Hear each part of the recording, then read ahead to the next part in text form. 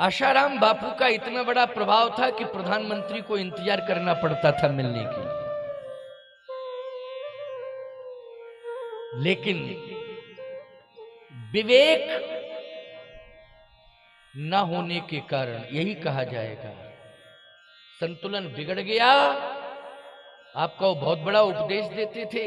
उपदेश देना अलग बात है, उपदेश देते बहुत लोग हैं, लेकिन उपदेश पर चलना भी तो चाहिए। देने से क्या होता है?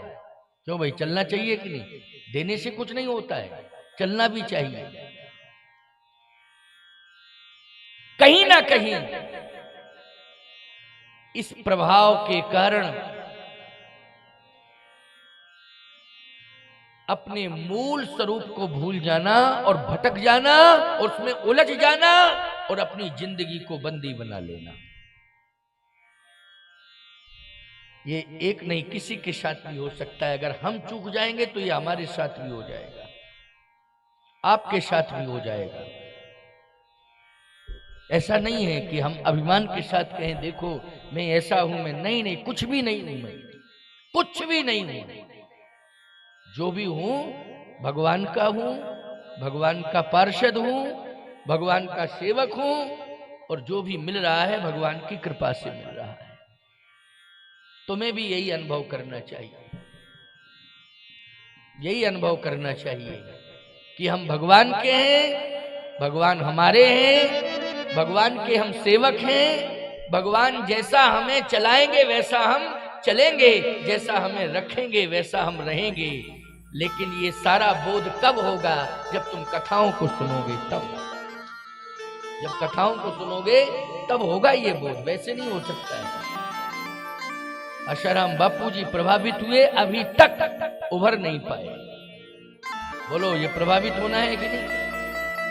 85 साल की आयु हो गई, अभी उभर नहीं पाए। किस नेता ने मदद की है? जल्दी बताओ जरा, किसने की है मदद? कोई कर पा रहा है? नहीं। मदद कौन करता है? जो हमारे साथ है वो हमारी मदद करता है। अंतिम श्वास तक जो मेरे साथ है वो मेरी मदद करता है। वो कौन है? हमारा विवेक। और विवेक मिलता कहां से है? सुनिए रामायण। बिन सत्संग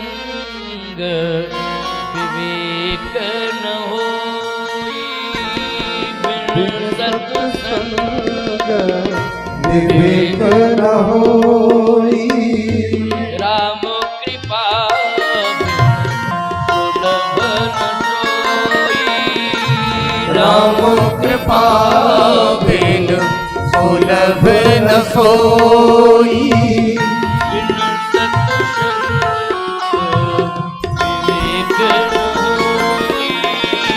बिन सत्संग विवेक न होई। राम कृपा सुलभ न सोई। बिन सत्संग विवेक न हो। स्पष्टीकरण है मानस में। बिना सत्संग के विवेक जागृत नहीं होता। विवेक तो सबके अंदर है, लेकिन सुसुप्ति अवस्था में है।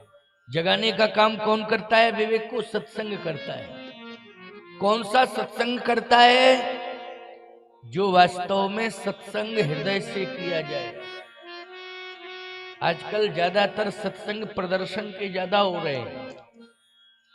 ये प्रदर्शनकारी सत्संग असरकारी नहीं है, प्रभाव नहीं छोड़ पा रहे हैं। प्रदर्शनकारी सत्संग केवल ऊहापोह पैदा कर रहे हैं, बाकी कुछ नहीं। नाम है सत्संग का, लेकिन ऊहापोह पैदा करना। सत्संग की परंपरा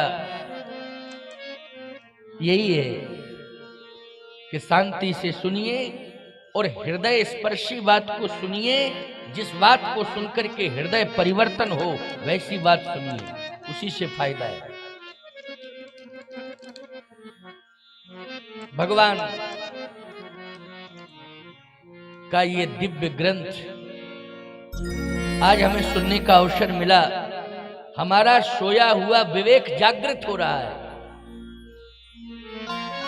बिन सत्संग विवेक न होई, राम कृपा बिन सुलभ न सोई।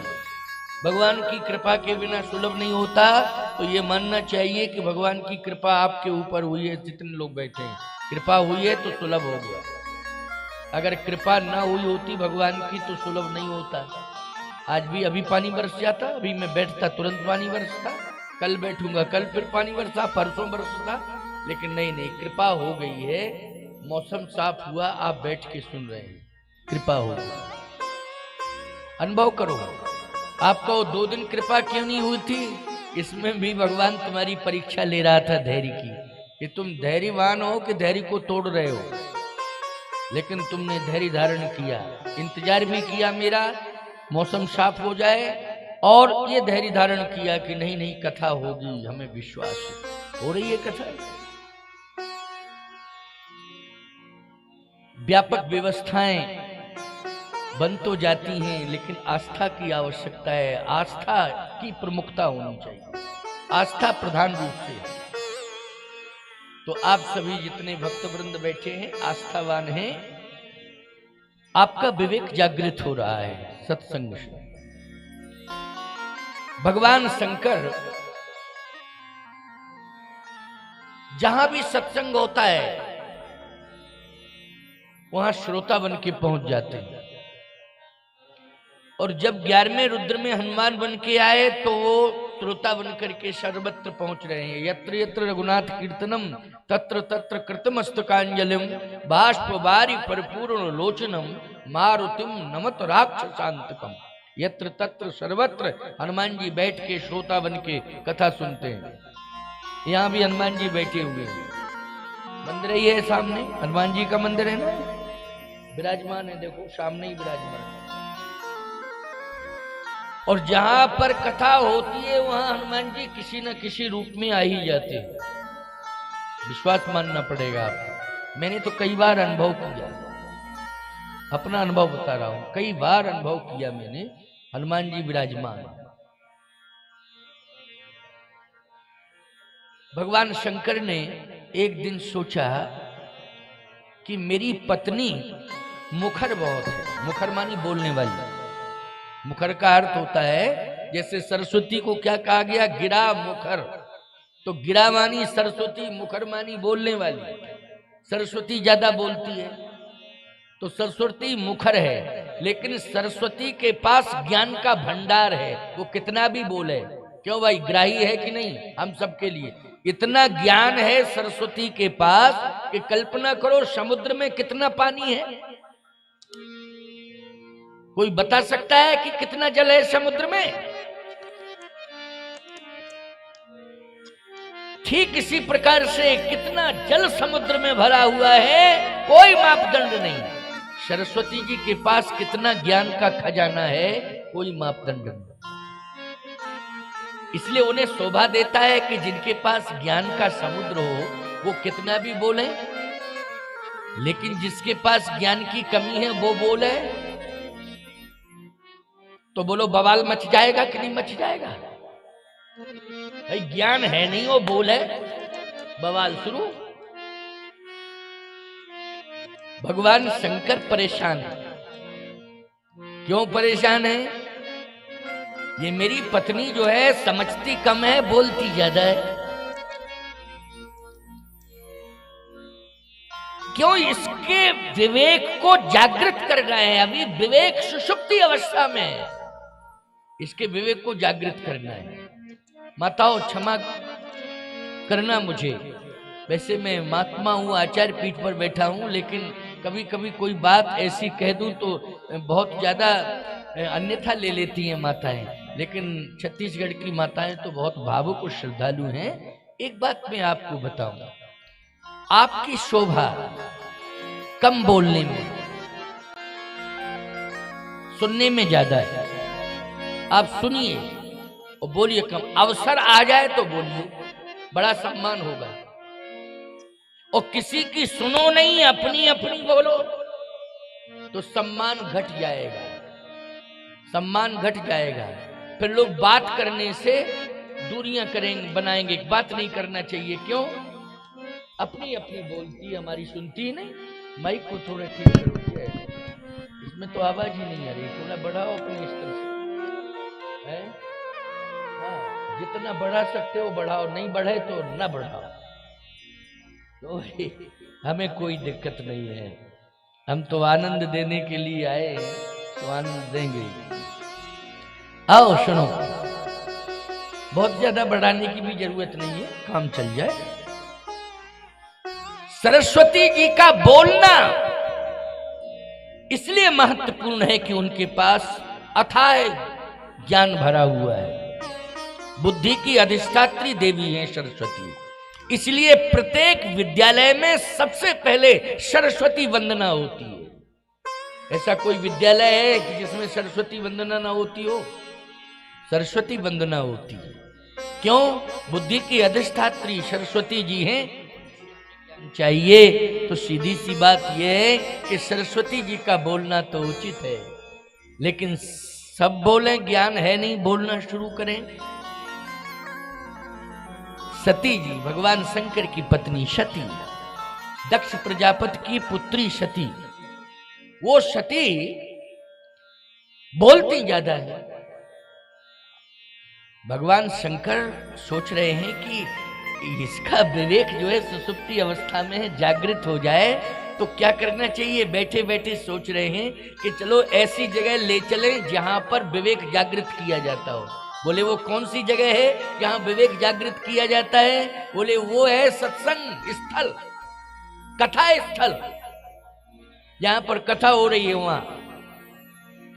तो आप कह सकते हो कि भगवान शंकर स्वयं इतने बड़े विद्वान हैं, कथावाचक, वो कैलाश पर्वत पर ही कथा सुना देते, क्या दिक्कत की बात? सती जी वहीं सुन लेती? नहीं नहीं, भगवान शंकर ने सोचा, देखो